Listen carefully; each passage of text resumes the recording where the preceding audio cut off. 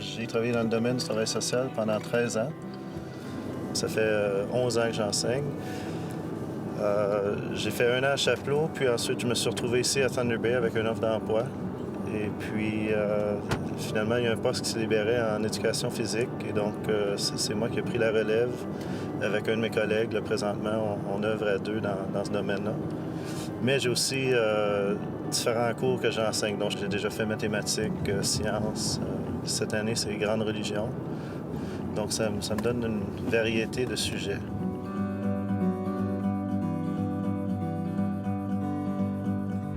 Je pense que notre défi dans un petit milieu francophone comme on retrouve ici à Thunder Bay serait de miser sur la francophonie. Donc, nos élèves qui vont voir le français comme étant un outil de l'éducation.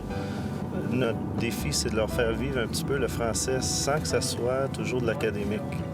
S'ils viennent à l'école en français, souvent, c'est le seul endroit où ils vont parler français.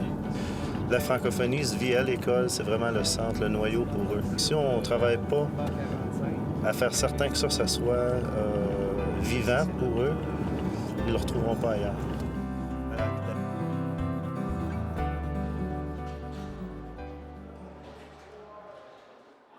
Après l'école, c'est habituellement, je change automatiquement en anglais juste parce que l'environnement est différent.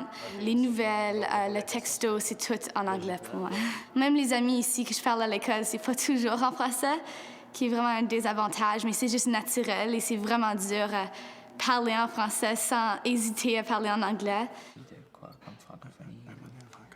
Ma famille parle aucun français, mais c'est plutôt ici à l'école. Puis même si c'est après l'école, c'est comme je joue les sports pour l'école beaucoup, ça se passe toujours en français. Bon, un mariage, ça sert, si quelqu'un se marie, est-ce que... OK, rotation! Notre école est la seule école à Thunder Bay qui œuvre en français. C'est leur bataille interne à eux. Donc, c'est pour ça qu'on leur fait vivre plusieurs activités. Donc, ils peuvent voir que la francophonie, c'est pas seulement une langue d'éducation, mais c'est une langue de cœur. C'est une langue qu'ils peuvent apprendre à parler avec leurs émotions et non seulement juste l'académique. Bravo, Josette! Un référent culturel comme pour la religion ou la francophonie ou quelque chose. Oui. Alors, quelqu'un qui lui fait penser de comme sa francophonie puis que ça lui fait rappeler de ça. Eric, notre professeur, j'aime beaucoup qu'il adapte ses cours de manière que c'est pour tout le monde puis il peut avoir le plaisir en même temps. Tout le monde est capable de participer puis de se sentir à l'aise vraiment en classe puis il te rend vraiment confortable. C'est pas juste tu viens à l'école puis là tu retournes à la maison, c'est vraiment comme plus une communauté, c'est une culture. Un des projets qu'on a décidé de faire dans le gymnase, c'était d'apporter de la musique francophone. Donc, on a créé une banque de musique francophone. C'est ce qu'on joue pendant les matchs de ballon volant contre des équipes anglophones. Au tout début, je pense que nos élèves étaient un petit peu inquiets, mais ça n'a pas pris tant que les gens se sont aperçus qu'on a de la bonne musique. Puis quand les jeunes arrivent dans notre école, ils savent qu'ils sont dans un différent milieu. Puis il faut s'entendre que c'est pas quelque chose qui se vit ici à Thunder Bay. Tu trouves un poste de radio, t'en as pas de la musique francophone. Il faut vraiment bûcher pour la trouver, puis on commence à voir les résultats de ces efforts-là. Vous sentez prêt pour le jeu? OK, donc on va Zach et puis Mateko. Vous allez prendre le groupe, vous allez expliquer les règlements, s'il vous plaît, au restant du groupe. OK? Donc, venez-vous-en plus près de Zach et Mateko. Alors tout le monde, on a un jeu, c'est comme le ballon chasseur et le baseball ensemble. Je suis content que les enseignants nous forcent à parler en français parce que sans qu'eux autres, on aurait perdu notre langue, ça fait longtemps. Ensuite, vous changez d'offense à défense. Ensuite, par le courage, dedans de moi, c'est comme les murs dans une cage. Je cherche la porte, je cherche à me sauver. Je tombe, OK, alors, qui a aimé le jeu, premièrement? Oui. C'est bon? OK. Est-ce qu'il y a personne qui pense qu'il y aura dû des améliorations? Quelqu'un pense que tu peux améliorer le jeu? Peut-être un plus gros ballon pour faciliter botter, puis le rendre plus difficile les lancer. OK, ça fait sens. Ouais. J'aime ça. Si vous auriez une suggestion peut-être à faire, là, on parle de critique positive. Donc, une critique positive.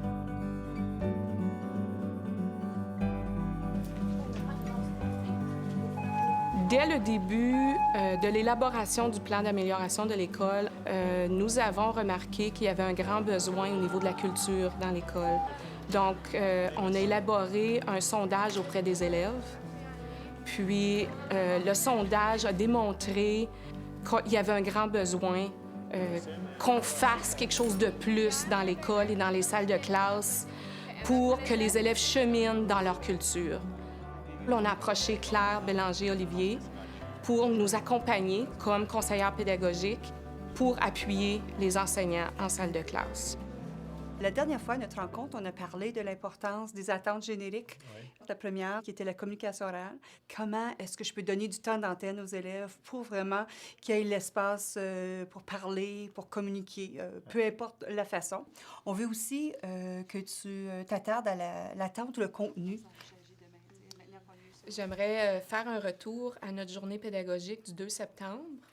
Okay. Les enseignants de l'école, quand on a vécu l'activité ensemble, la question était comment peut-on outiller au niveau de l'approche culturelle? Ouais. Ça a été mentionné d'avoir une banque de ressources, un travail d'équipe, de la formation, CAP pour tout le monde.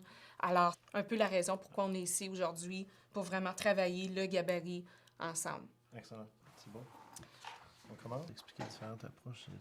Aujourd'hui, ce qu'on veut faire, c'est montrer aux élèves un petit peu un background, un petit peu de contenu avant qu'on puisse rencontrer notre référent culturel pour que les élèves puissent voir qui il est, c'est quoi le rapport avec notre sujet là, dans notre classe. Donc, ce que vous allez voir, c'est le Père Sébastien en entrevue avec une enseignante et vous allez aussi voir des photos de son église pour qu'on puisse avoir une idée, quand on va lui parler demain, de quel endroit il vient puis où il fait son travail.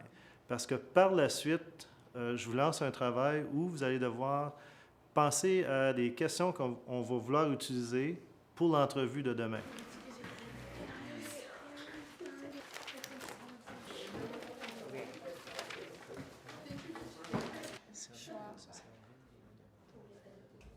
Pour qu'on puisse dire que c'est une approche culturelle, c'est plus que juste livrer la matière. Créer un climat de confiance dans la classe où les élèves peuvent partager leurs idées, leur donner la chance de mener une partie du projet. Excellente question. Moi, j'en ai déjà comme 5, si on peut combiner nos deux, on sera déjà à 14. Le fait de pouvoir rencontrer un référent culturel, de vraiment discuter avec une personne via Skype, c'est un projet qui va chercher chez les élèves le fait de pouvoir lui poser des questions qui peut-être les intéressent, des questions authentiques, d'où il vient, qu'est-ce qu'il fait. Je pense que ça va aider les jeunes à faire un lien avec une autre partie de notre culture, donc la religion catholique. Alors, 3 de nos questions étaient de nous discuter d'une journée typique comme étant prêtre.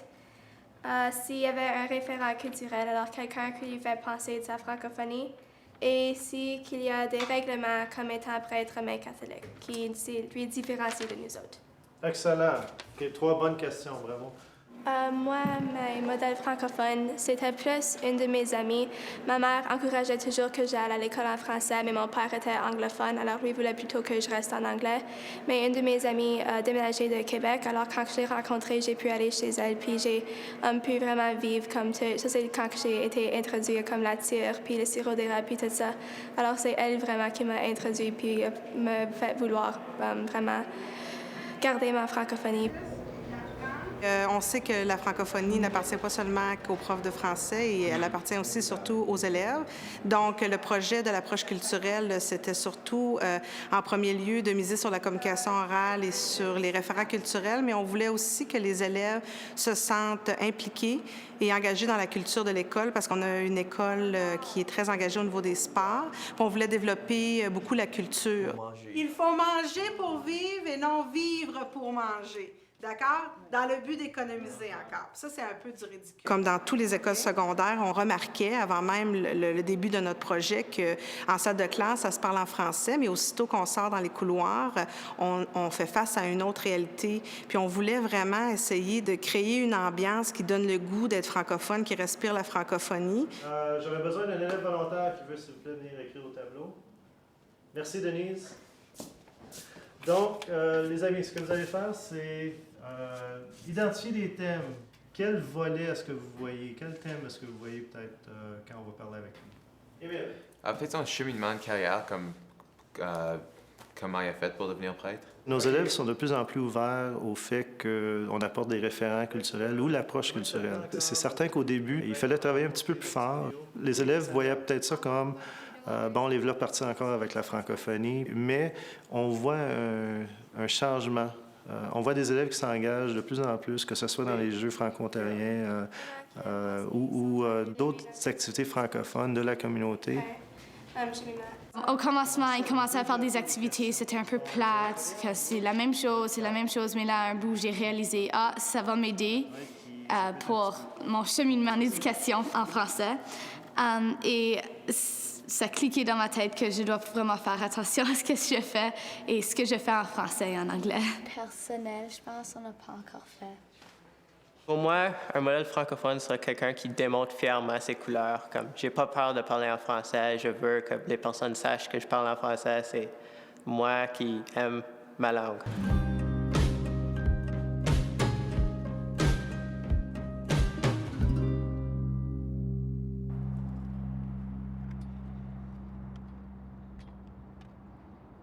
Allô? Bonjour Sébastien, je ne sais pas si tu me vois bien. Oui, Éric, oui. Si on peut commencer, si tu pourrais me donner un petit peu un aperçu, une mini-autobiographie.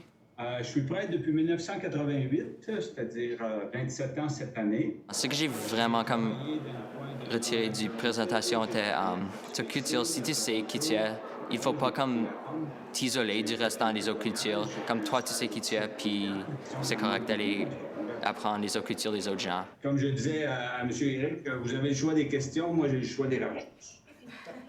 C'est bon. Bon, on va commencer tout de suite.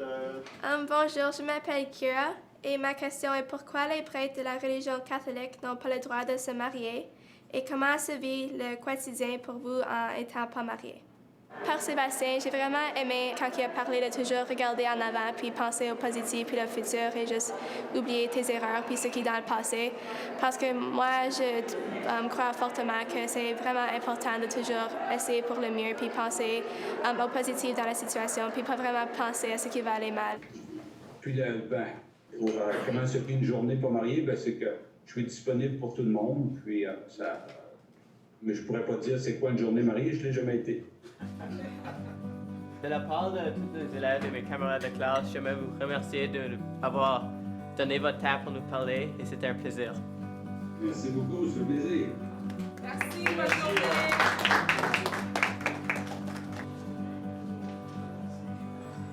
Connaissant des modèles francophones comme ça me montre que je peux vivre en français si je le voulais. Toutes les affaires qui se passent en anglais, je peux les faire en français et je peux continuer ma vie en français si ça me tente. C'est vraiment qui je suis, mon identité, ça m'appartient. Alors, chaque jour, c'est ça que je pense à. Je dois continuer à garder mon français, je dois continuer ma vie et ma culture en français.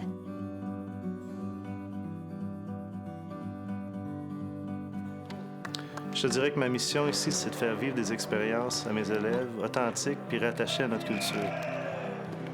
J'aimerais que les élèves, quand ils pensent à moi, après qu'ils soient partis, qu'ils me voient comme un modèle, donc quelqu'un qui a eu un impact. Je souhaite qu'ils vont pouvoir regarder en arrière et dire, à l'école, M. Gauthier, c'en était un qui m'a influencé dans ma culture.